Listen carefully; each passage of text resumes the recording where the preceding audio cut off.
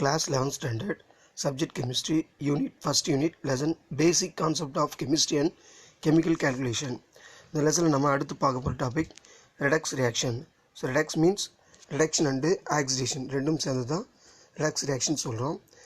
ஒரு ரியாக்ஷனில் ஒரு பக்கம் ஆக்சிடேஷன் நடந்தால் இன்னொரு பக்கம் ரிடக்ஷன் நடக்கும். So as well as same time இது இயல்பாக நடக்கக்கூடியது. இதுதான் நம்ம redox reaction சொல்கிறோம். ஸோ எக்ஸாம்பிளுக்கு when an apple is cut it turns brown after some time. So ஒரு ஆப்பிள் நம்ம கட் பண்ணி வச்சோம்னா கொஞ்சம் நேரத்துக்கு பிறகு பார்க்கும்போது அது ப்ரௌன் கலரில் மாறி இருக்கும். ஸோ இது ஒரு கெமிக்கல் ரியாக்ஷன். இந்த ரியாக்ஷனில் ஆக்சிடேஷன் ஹேர்லேருந்து ஆக்சிஜன் அப்சர்வ் ஆகி ஆக்சிடேஷன் நடந்திருக்கு. So do you know this reason behind this color change? It is because of chemical reaction called oxidation.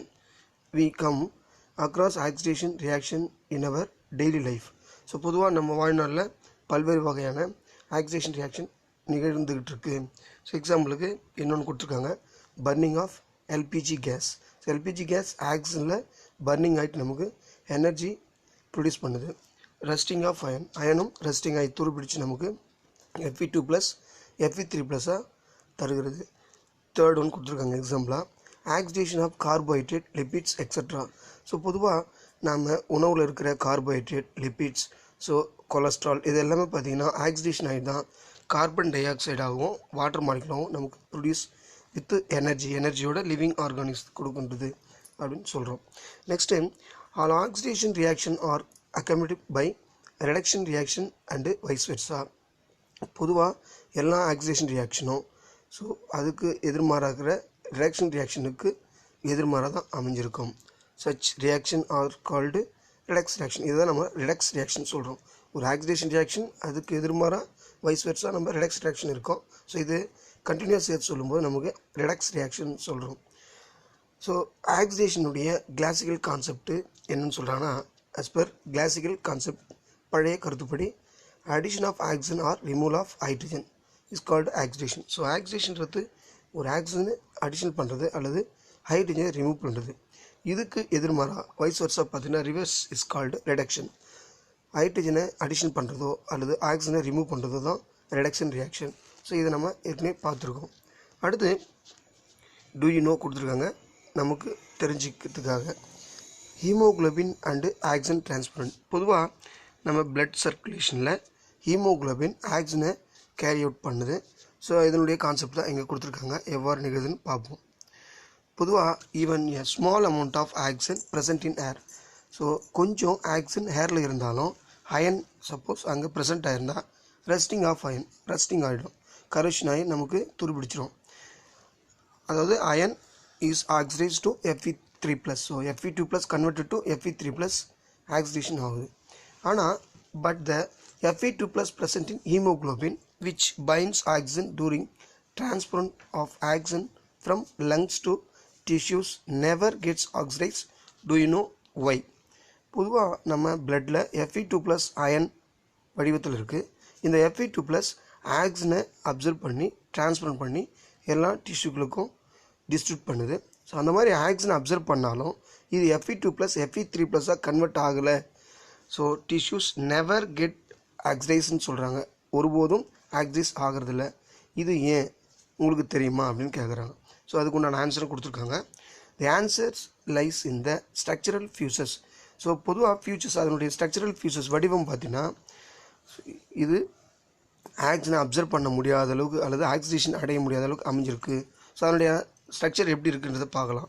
Haemoglobin contain 4 sub unit. பொதுவாக ஹீமோகுளோபின் பார்த்திங்கன்னா 4 வகையான சப் யூனிட்டை பெற்றிருக்கு. ஸோ ஈச் வித்து ஒவ்வொரு sub யூனிட்டும் பார்த்திங்கன்னா 4 ring பெற்றிருக்கு. இந்த 4 ரிங் தான் ஹீம்ன்ற சொல்லுவோம். இந்த ஹீமில் என்ன அட்டாச் பண்ணியிருக்காங்கன்னா ப்ரோட்டீன் தான் அட்டாச் பண்ணியிருக்காங்க. அந்த ப்ரோட்டீன்கிட்ட one type globin. So globin மாலிகுலை ஹீம் பகுதியில் அந்த குளோபின் ப்ரோட்டீனை ஹீம் பகுதியில் அட்டாச் பண்ணி நமக்கு 4 ரிங் தராங்க. இந்த 4 ரிங் மொத்தம் 4 சப் யூனிட்டாக ஹீமோகுளோபினுடைய அயன் பார்ட்டில் ப்ரெசென்ட் ஆகிருக்கு. ஸோ இதுதான் இங்கே எக்ஸ்ப்ளனேஷன் கொடுக்குறாங்க. பொதுவாக இங்கே இருக்கிற அயனுடைய ஃபார்ம்ஸ் பார்த்தீங்கன்னா கோஆர்டினேஷன் நம்பர் 6 இருக்கும். ஸோ 6னுடைய கோஆர்டினேஷன் நம்பர் பெற்றிருந்தால் அதனுடைய ஜாமெண்ட்ரி அதாவது வடிவம் ஆக்டோஹெட்ரல்னு சொல்லுவோம். ஸோ ஆக்டோஹெட்ரல் ஜாமெண்ட்ரியில் ஒரு 6 கோஆர்டினேஷன் உள்ள ஒரு அயன். ஸோ 6 சப்ஸ்டன்ஸை தன்னோட அப்சர்வ் பண்ணி ஒரு காம்ப்ளெக்ஸை உருவாக்குது. அதில் 4 பொசிஷன் பார்த்திங்கன்னா ஆக்டோஹெட்ரன் ஆக்குபைடு பை 4 பைரின். இந்த 4 பைரின்ற சப் யூனிட்டு 4 பொசிஷனில் அப்சர்வ் ஆகி அதனுடைய ஸ்ட்ரக்சரை கொடுக்கும். அடுத்து 5th பொசிஷனில் இமிடசோல் ரிங் ஆஃப் எ ஹிஸ்டிடின்ற ரெசிடியூ ப்ரெசென்ட் ஆகிருக்கும். ஸோ இதுவும் அதனுடைய ஒரு மாற்று வடிவம் தான். அடுத்து 6th பொசிஷன் தான் நம்ம எதிர்பார்க்குற utilise for binding the oxygen molecule. Oxygen molecule இந்த 6th பொசிஷனில் அப்சர்வ் பண்ணி டிரான்ஸ்போர்ட் நடக்குது. இது ஒரு ரிவர்சபிள் ப்ராசஸ்ன்றதுனால லங்ஸில் அப்சர்வ் பண்ண ஆக்சனை டிஷ்யூக்களுக்கு கொடுத்துட்டு திரும்ப லங்ஸுக்கிட்ட ஆக்சன் கொடுத்த எம்டி அயன் உருவாகும். ஸோ இந்த சர்க்குலேஷன் நடந்துக்கிட்டு இருக்குது. Generally the Fe2+ in heme susceptible to oxidation since the Fe2+ ion in hemoglobin is surrounded by the globin protein chain that provide a hydrophobic environment. பொதுவாக இந்த 4 பைரின் குரூப்பும் கூட கொஞ்சம் ஹிஸ்டிடின்ற 5th group இருக்கிறதுனால இது எல்லாமே பார்த்திங்கன்னா ஹைட்ரோபோபிக் ப்ராப்பர்ட்டிஸ் இருக்குது. ஹைட்ரோபோபிக் மீன்ஸ் வாட்டர் மாலிகுலை ரிப்ளெக்ட் பண்ணுற ப்ராப்பர்ட்டி. பொதுவாகவே வாட்டர் மாலிகுலில் ஆக்சின் டிசால்வ் ஆகி கிடைக்கும். ஸோ ஆக்சின் இருக்கிற அந்த வாட்டரில் டிசால்வ் ஆகிருக்கிற ஆக்சின் ஸோ கிட்ட நெருங்காத அளவுக்கு ஹைட்ரோபோபிக் அதாவது ரிப்ளெக்ட் பண்ணுற அந்த ப்ராப்பர்ட்டியை அயன் பெற்றுக்கிறதுனால சரௌண்டிங்கில் அந்த 4 பைரின் வித் ஹிஸ்டிடினும் ஸோ ஆக்சிடேஷன் நடக்கிறது ரொம்ப சாத்தியம் குறைவு. ஆனாலும் சம்டைம் ஸோ எக்ஸாம்பிள் கொடுத்துறாங்க பாரு, ஹவரர் 3% ஆஃப் ஹீமோக்ளோபின் இஸ் ஆக்சிடைஸ். அப்படி இருந்தும் 3% அளவுக்கு ஆக்சிடேஷன் நடக்க வாய்ப்பு இருக்குதுன்னு சொல்லியிருக்காங்க.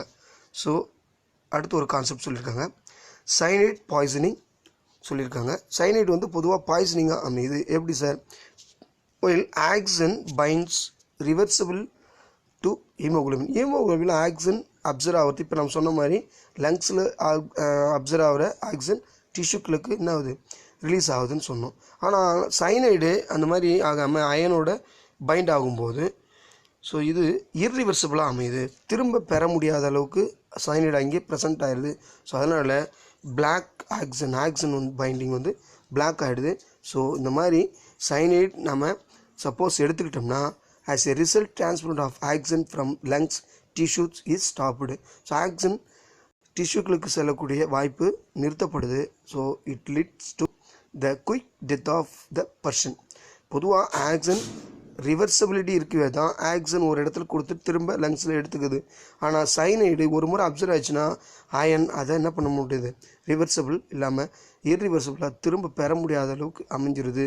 ஸோ இதனால தான் பார்த்திங்கன்னா தீவிரவாதிங்க சைனைடு குப்பி சப்போஸ் அவசர காலத்துக்கு ஏதாவது இடத்துல ஸோ துயரமாக மாட்டும்போது அதை என்ன பண்ணுறாங்க, சாப்பிட்றாங்க, உடனே டெத் ஆகிறாங்க. ஸோ இந்த கான்செப்ட் தான் இங்கே சொல்லியிருக்காங்க. அடுத்து இதனுடைய ஸ்ட்ரக்சர் கொடுத்துருக்காங்க, ஆல்ஃபா செயின், பீட்டா செயின். இது எல்லாமே 4 பைரின். இதில் ஹிஸ்டிடின்றது மேலே கொடுத்துருக்காங்க. மொத்தம் 5 பார்ட்டு. அதான் கீழவும் ஸ்ட்ரக்சராக கொடுத்துருக்காங்க. Thank you. See you next class.